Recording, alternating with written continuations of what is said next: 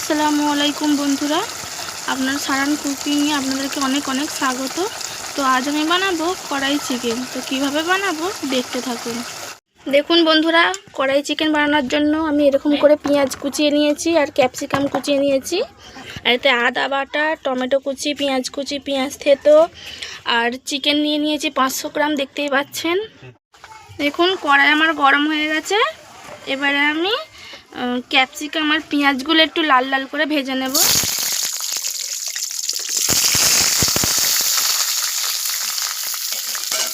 বেশি লাল লাল করবো না,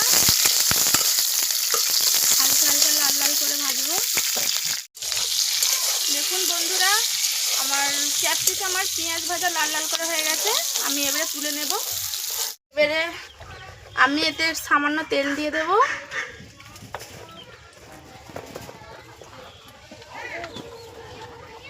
পেঁয়াজ কুচি দিয়ে দেব।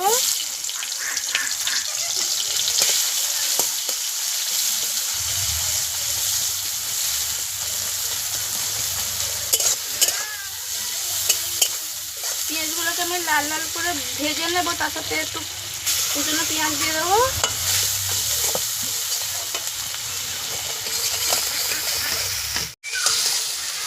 এবারে আমি আদা রসুন বাটাটা অ্যাড করে দেব। আমি পেঁয়াজ আর আদা রসুন বাটাটাকে একটু লাল লাল করে ভেজে নেব, যাতে না গন্ধ ছাড়ে। এটা আমি 3টে চেরা কাঁচা লঙ্কা দিয়ে দেবো, টমেটো কুচি দিয়ে দেব, দিয়ে আর একটু ভেজে নেব। এবার আমি একে একে মশলাগুলো দিয়ে দেব। এবারে দেব লবণ, কাশ্মীরি লঙ্কার গুঁড়ো,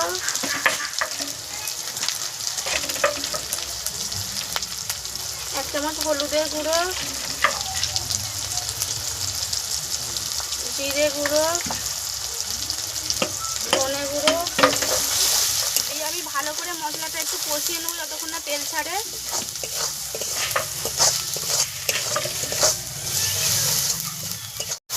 দেখুন বন্ধুরা, মশলা কষা আমার হয়ে গেছে। এবারে আমি মাংসটা ঢেলে দেব।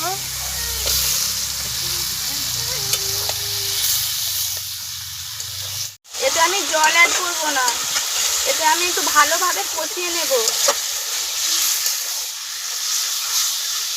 দেখতেই পাচ্ছেন কত সুন্দর কালার এসেছে।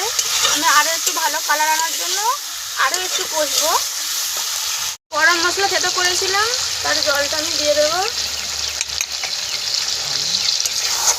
দিয়ে আমি আরও 15 মিনিট ভালোভাবে কষিয়ে নেব। এবারে আমি ক্যাপসিকামগুলো দিয়ে দেব।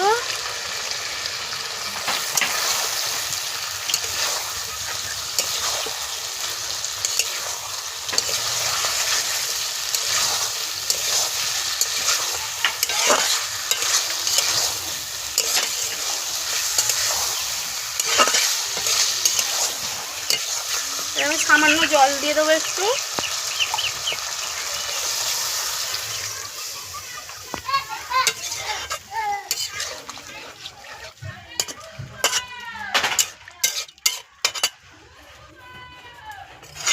এটা আরো 10 মিনিট আমি হালকা আঁচে কষিয়ে নামিয়ে দেব।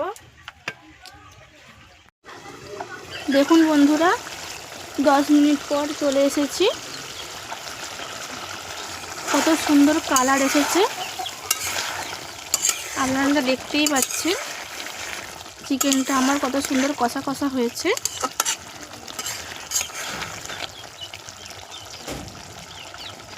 এইভাবে একবার আপনারা বাড়িতে বানিয়ে দেখবেন, গ্রামীণ স্টাইলে কড়াই চিকেন।